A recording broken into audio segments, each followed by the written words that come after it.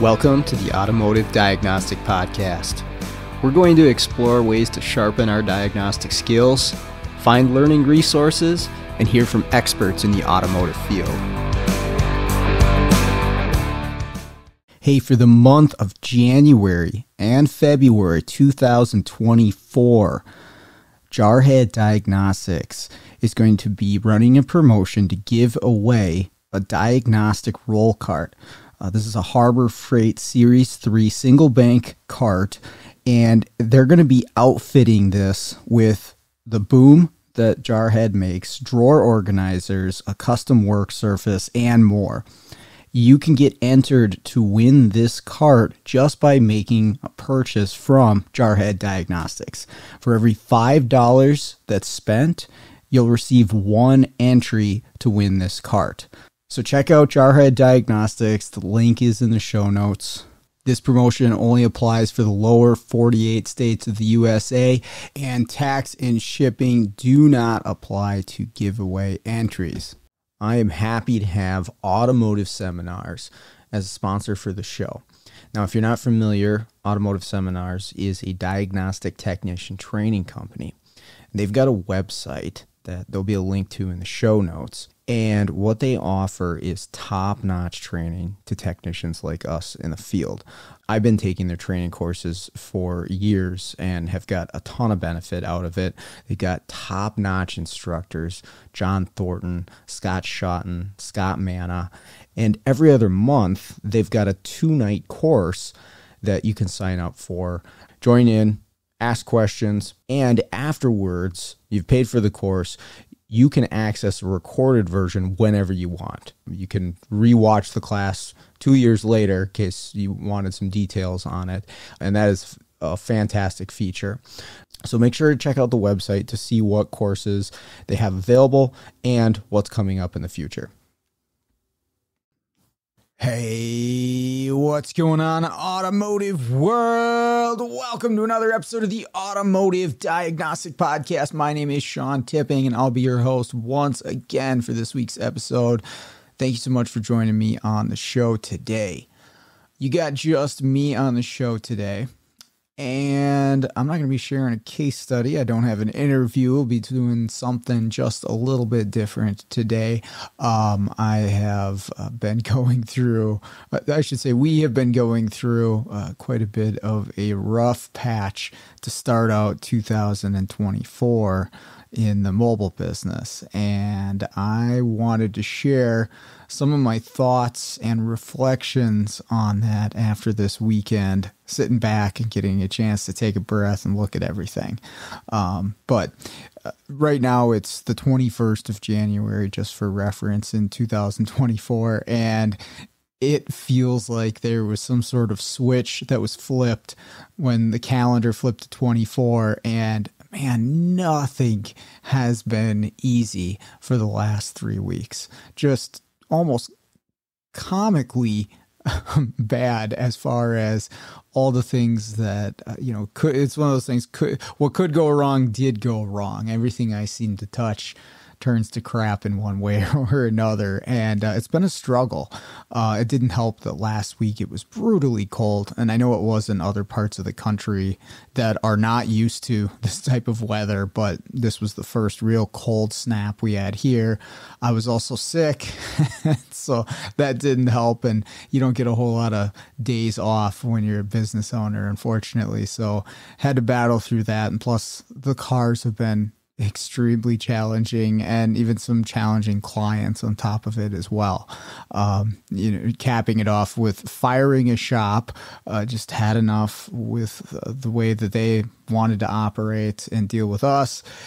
And there was also a fire in a shop as part of all this too. It had nothing to do with me, but I got to be there when the fire's there and the fire extinguishers are going off. And I'm just trying to figure out why this fuel pump doesn't run, but I have to go outside because the entire shop is filled with smoke and fire extinguisher dust. But anyways, it's been a stretch here. Again, why I'm talking about it on the podcast is I am fully aware that I'm not the only person that goes through this type of thing, and this is not the only industry that goes through this type of thing. I'm sure it applies to every career and every job position, and I am pretty sure everybody out there listening can relate to stretches of time where it's just nothing seems to go right.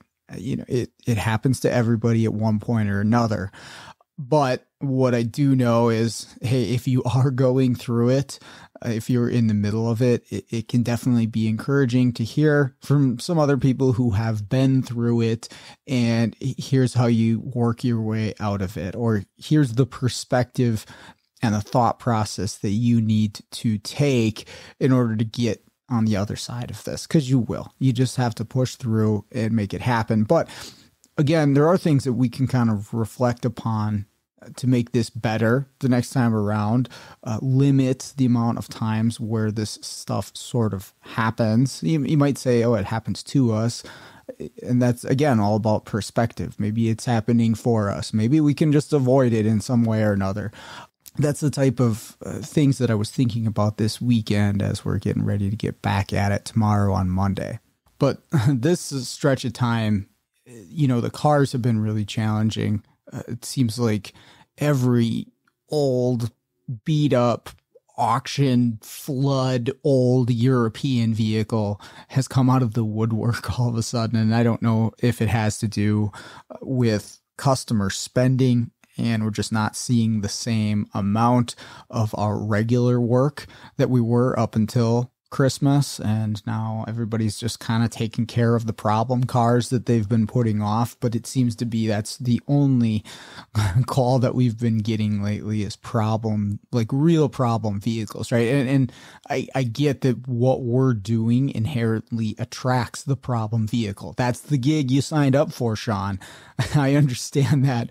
But I was talking to this with Fonslow the other day, and you know, he actually had an episode with Pedro and Justin about this very same thing that I'm talking about.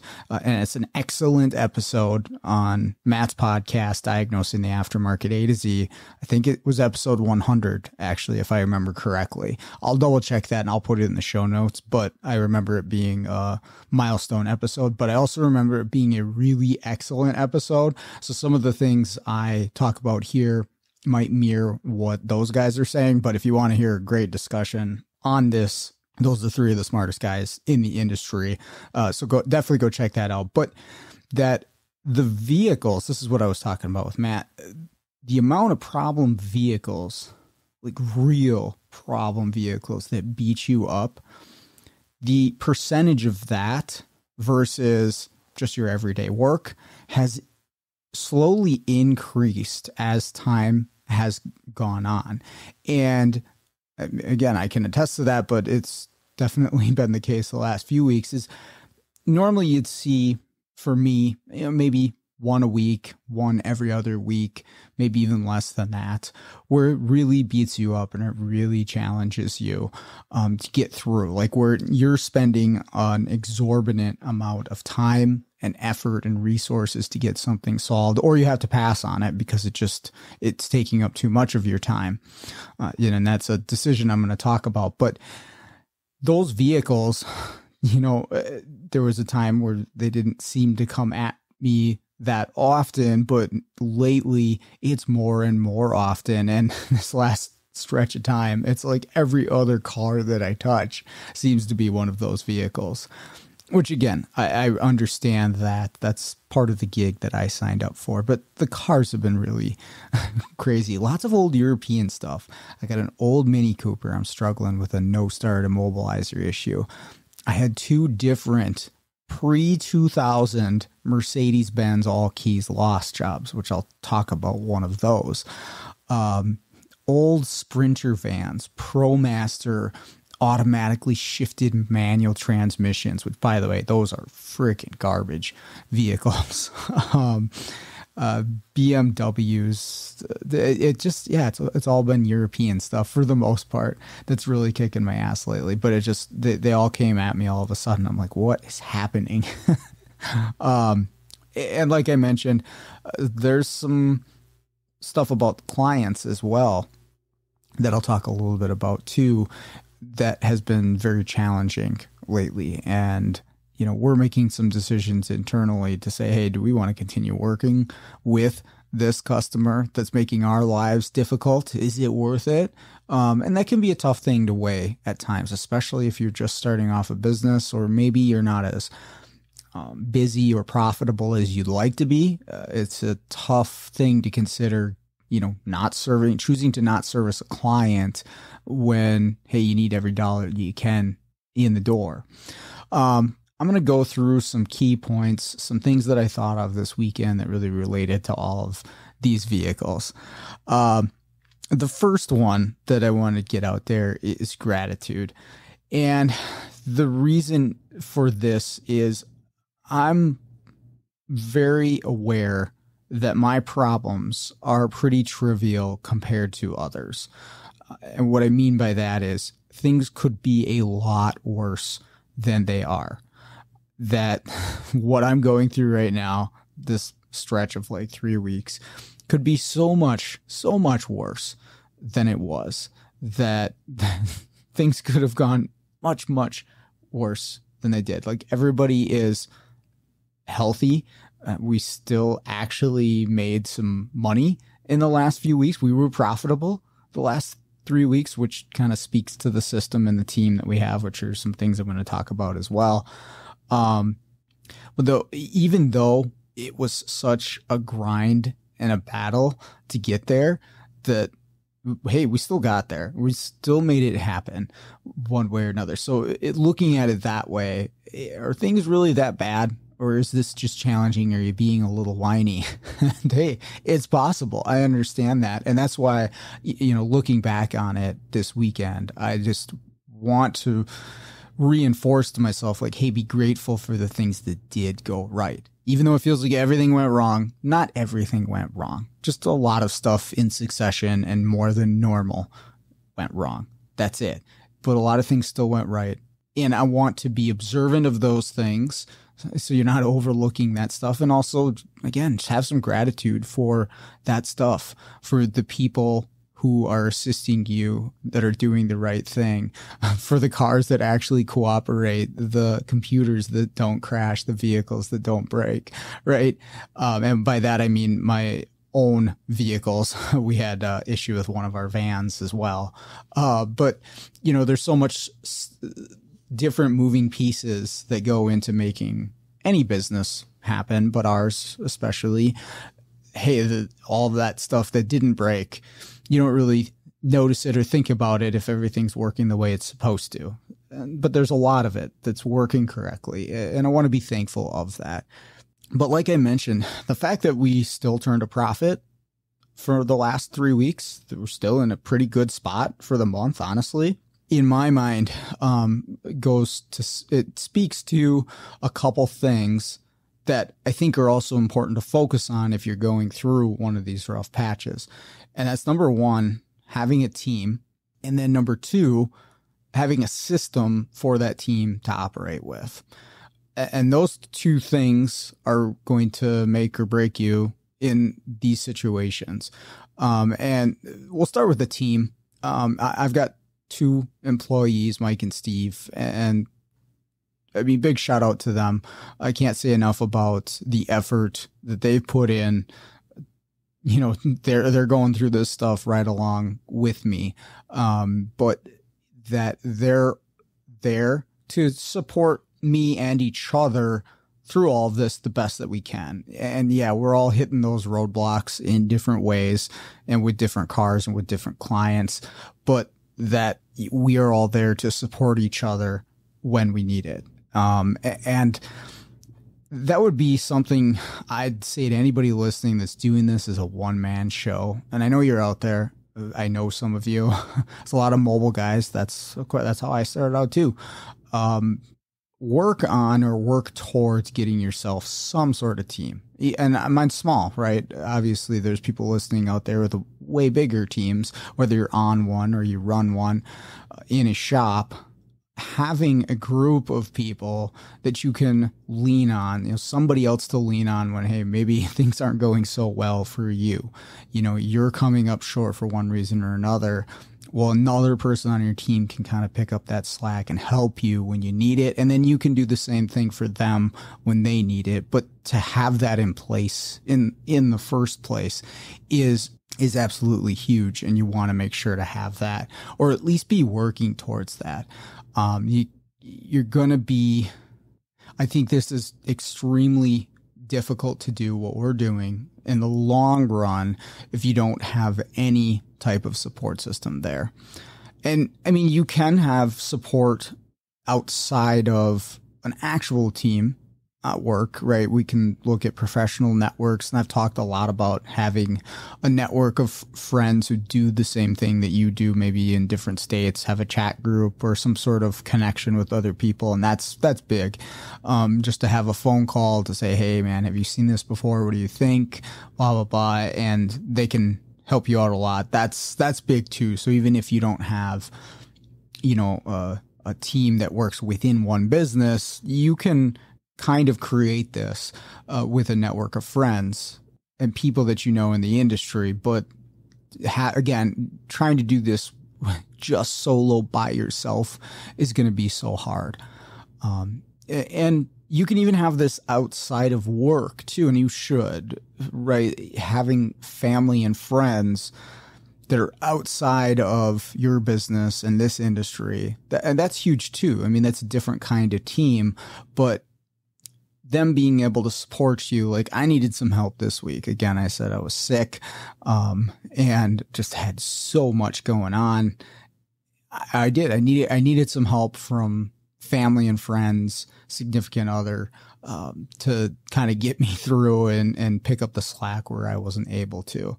That's big too, right? And you want to make sure that you're being conscious of the time spent with them too. That's huge. All this kind of ties together, where if you're letting yourself become overwhelmed with the work portion of it, the family and friend side is going to suffer. And so again, having people who can help support you so that you can make time for your personal life stuff, that's obviously important too. But that's one thing that I really reflected on this week, is like, man, I'm lucky to have the people, in my life and in this industry that I do, because it makes it so that I can actually get through a lot of this stuff where I don't think I would be able to all on my own. The other half of that is with your team in your business or the shop that you work at. Having systems in place is really, really key. And this was one where I was looking at, hey, what systems do we have in place that allowed us to either be successful or to fail at what we failed at this month? Why has it been so challenging? Why weren't we prepared? And do we or don't we have the system in place to deal with the types of things that we're taking on? Again, it is a very challenging job that by its nature is going to attract the unique and challenging problems. That's the service that we offer. Hey, you've got a problem car at your shop. Call us. We'll deal with it, right? That's literally what I'm asking for when I sign up for this gig. And I do understand that. And so it's going to be part of what we're up against, is we're not always going to be 100% prepared for the challenges that are coming at us. Because, I was thinking about this the other day. I can have a problem on a vehicle, and I have, that for the next 5 years, I don't see that exact same problem. And maybe I never will. Okay. I have vehicles like that where I have it documented. I made my notes about it and I got through it, whatever diagnostic problem it was. But then I've never seen anything like that again. It was such a unique problem and there's so many vehicles out there, and there's so many different ways that they can break, right? You could easily say that there's a million different problems out there that you could deal with as a diagnostic technician. And that number is probably really low, but you could say that for sure. With all the different vehicles out there and all the different systems and all the different ways that they can fail, say that there's a million different problems, okay? If you were to handle 10 cars a day, which I think is pretty good if you're knocking out 10 a day, but that's still going to take you over 200 years if you wanted to see all the different problems that were out there, right? And so I think it's safe to say that even if those numbers are just loosely based, that we're never going to see it all, right? There's always going to be something unique and challenging, and that's part about the part of the job that I really like is the challenge, right? It pushes me outside of my comfort zone, pushes my limits, makes me better because I am constantly being challenged by what I'm doing. It's not monotonous in any way. I am never bored at what I'm doing. I can't remember the last time I was bored on my job. It just does not happen. Maybe chasing down an intermittent and I'm just driving it around. But the challenge is part of what I like about it. But at the same time, you know, when they start to pile up, and like recently where I start to be challenged consistently over and over and over again, and I'm not getting caught up with all the different challenges, it does get to be overwhelming. So back to what I'm talking about with systems, how do we build a system that handles this correctly? When we're taking on new jobs, even just module programming, like I mentioned, the Mercedes-Benz All Keys Lost. How do we have a system in place to get us ready for a call on a 2000 Mercedes SL 500 All Keys Lost? That's a tough one to have a system in place. But what it comes down to, in my opinion, that I was really thinking about this weekend is we have to be very conscious of the services that we offer. One of them is All Keys Lost. And be prepared, you know, to be called on specific vehicles and really to know ahead of time. In this case, like for that specifically, like, hey, we're not equipped to handle this one.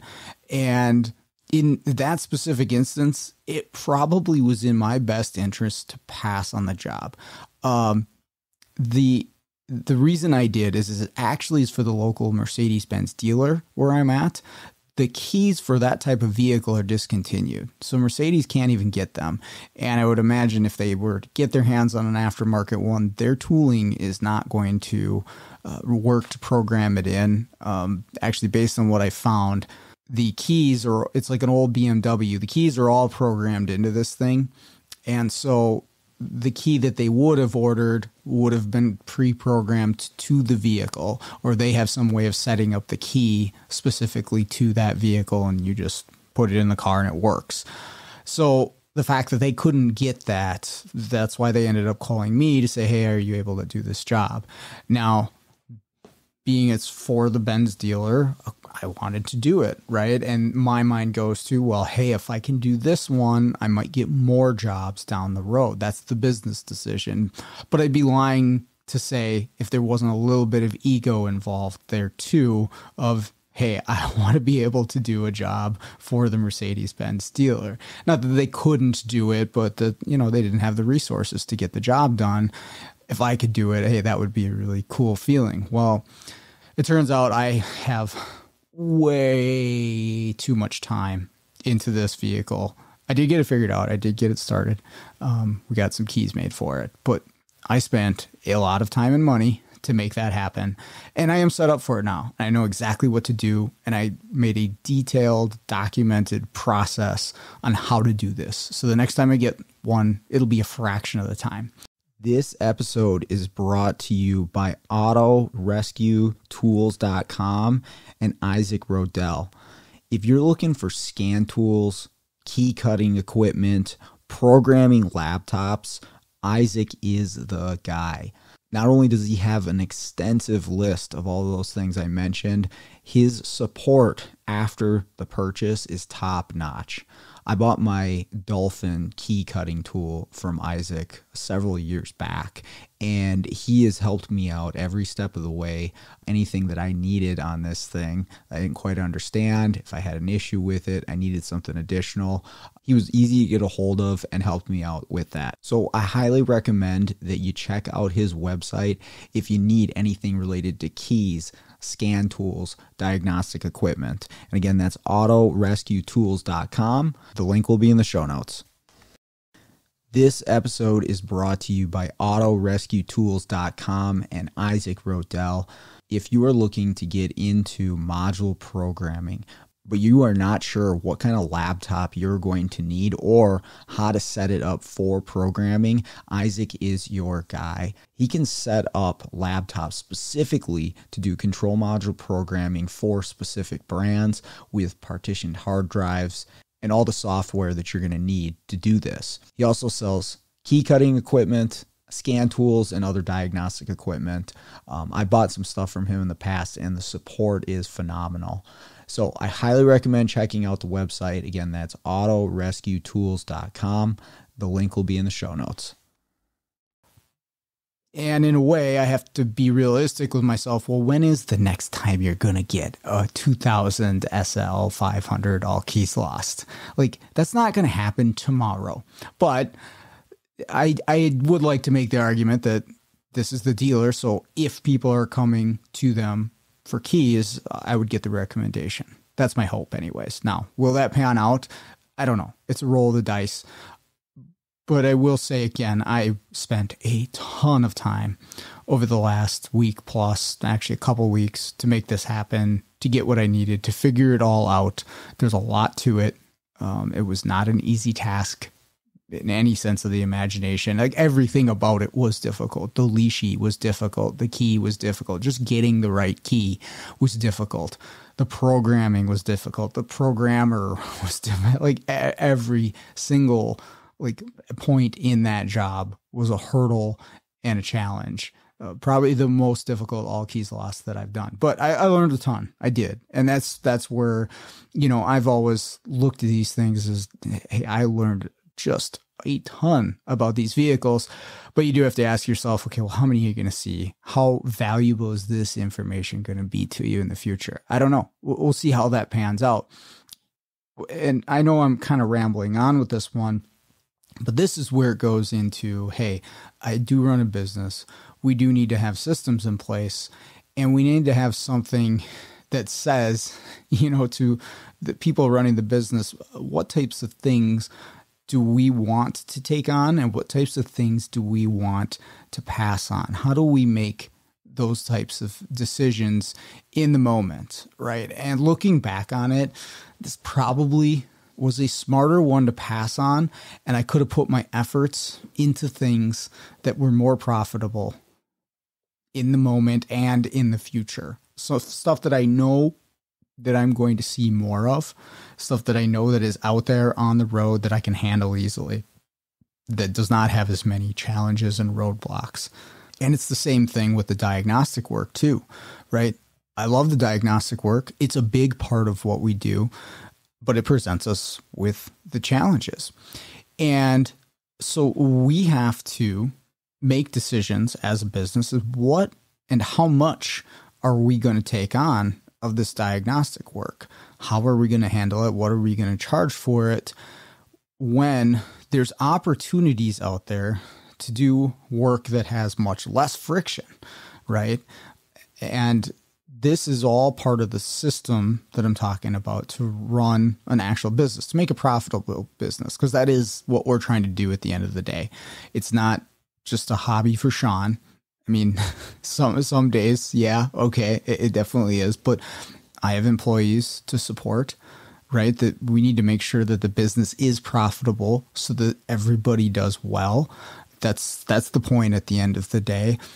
And so we need to make those decisions to say, what are we going to take on? What are we going to pass on? How are we going to make those decisions? I read a book recently that presented an idea. It's called the 80-20 principle. And I find this really, really interesting. And if you look into books and information about business, you actually see this come up a lot. And what the idea is that 20% of your customers or your clients, or you could say 20% of the work that you do, the things that you sell, the services that you offer, are going to produce 80% of your income or your profits. Okay, so let me say that again. And we'll start with our services that we offer, right? Because I offer programming, I offer keys, I offer ADAS, diagnostics, all right? I sell some scan tools, 20% of what we do provides 80% of the profits. And the same thing goes for the clients. 20% of the clients will bring in 80% of the profits or total sales, however you want to look at it. And that while those numbers are not always 100% perfect, they're very close. And looking at my reports for the end of the year, it's also very accurate. And the idea is that you look at your sales and your service, you look at your customer base, and you say, okay, well, who is that 20%? Are they actually bringing in close to 80% of the income for the business? And what I found is that is true.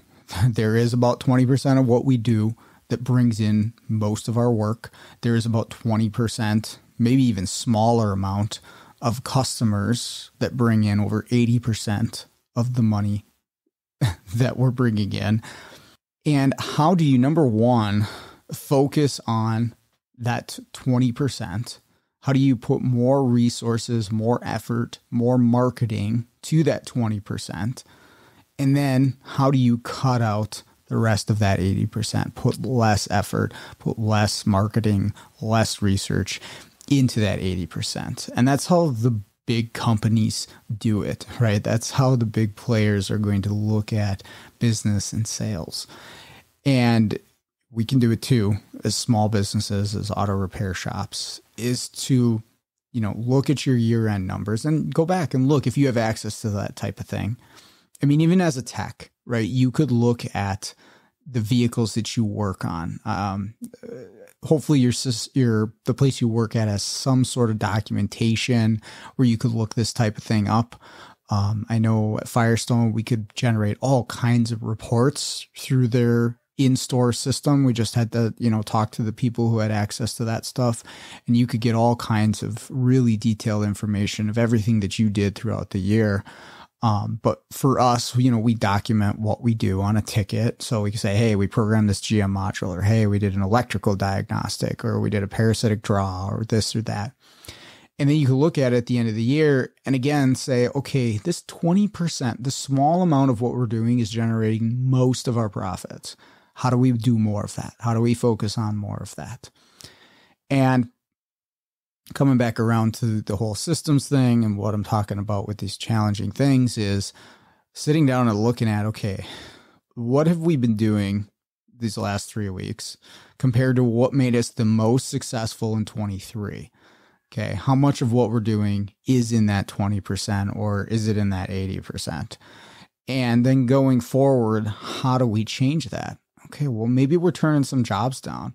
Right? Maybe we got to set our ego aside here and don't let, that ego prevent you from making these types of decisions. Like, you don't have to take on everything. And I'm talking to myself right now. You don't have to take on every extremely challenging jobs. You can say no, but you do risk losing the customer. But again, look at the customer and look at, okay, is this the 20% customer? Should I be spending a lot of my time on customers that are going to bring in 20% of the profit or the sales for my business? Or should I be focusing on the 20% customer that's bringing in 80% of my profit, right? And I mean, it does make sense to cater to those ones that are going to bring the most money into the business. Focus on the services that are going to bring the most in. And that's part of the system that I need to implement a little stronger in my business to, again, just really focus on, okay, what's going to bring in the most, business. Now, within that, of course, we're offering the services that we do, but what we offer seems to really just jive well with specific shops, specific clients, and specific jobs that we do. And hey, that's what we need to focus on to cut out some of this other stuff that really drags us through the weeds, and try to avoid that. Hey, unless I just end up with a bunch of extra free time and I want to take on all these challenges as a hobby, okay, well, I might, and I very well could, but at that point, I'm doing it, at my leisure. I don't have a ton of pressure. The profitability of the job and the payroll don't depend on the stupid challenges that I'm taking on. So that was the thought. And again, that applies for your clients as well. You can't be afraid to move on past a client. And this is something that we found. We had to part ways with a shop recently because they just were so difficult to deal with. And I didn't want to do it anymore. And both of my employees were happy to hear that, like, thank you. We did not want to deal with that shop anymore. And I didn't either. And hey, we are better for it. But that was a tough thing to do. Like, I don't like just saying, nope, I don't want to do business with you anymore. But that is something that will actually benefit the business. There are right and wrong customers for your business, and they may get serviced way better. They might find a way better fit with someone else. Maybe they're just running a terrible business. That's a possibility too. But maybe they find somebody who just fits perfectly with the way they operate, and everyone's happier for it. But the fact of the matter is cutting out stuff like that is going to be a net positive for our business and our success, and less stress, less challenges, just moving on past that sort of thing. So those are the big things for me. The last one I was really thinking about is that this all comes in waves, right? And sometimes you get smacked around, sometimes you get hit pretty hard and knocked off that board. But if you want to catch that next one, you just got to be prepared, but also take some time to do what I'm talking about here, is reflecting back on what didn't work, and then actually address what needs to be changed, right? Don't let the ego get in the way of, hey, I've got this all figured out. We've done it this way for blah, blah, blah years. We're not going to change things now. Seek out some help, talk to some people, do some research, read a book, figure out, okay, what changes could I make? And then actually do it, right? Nothing changes if nothing changes. You have to actually implement some stuff, try some stuff. Maybe, hey, you try something, it doesn't work, you can adjust it, but actually put something into motion. If you're going through some hard time, things are challenging, things are not working the way that you want them to, and you're stressed out, well, change something, right? Do the legwork, do the research, talk to people, read a book, get educated, and then implement it and see what happens. And that's the only way things get better. And so that's what I'm going to try to focus on too. So that is that. That's what I got for you. So thank you for listening to the show. I really do appreciate it. Hey, if you want to win a free Automotive Diagnostic Podcast t-shirt, all you have to do is leave a review for the podcast on Apple Podcasts, or leave us a comment on the YouTube channel. We got a YouTube channel now. And every month, at the end of the month, we will do a drawing for one person to win a free t-shirt. We'll read your name on the podcast. So you got to listen to the podcast or your username. And then all you have to do is reach out to us, give us your t-shirt size, and we'll get that mailed out to you. But with that all out of the way, let's get out there. Start fixing the world one car at a time.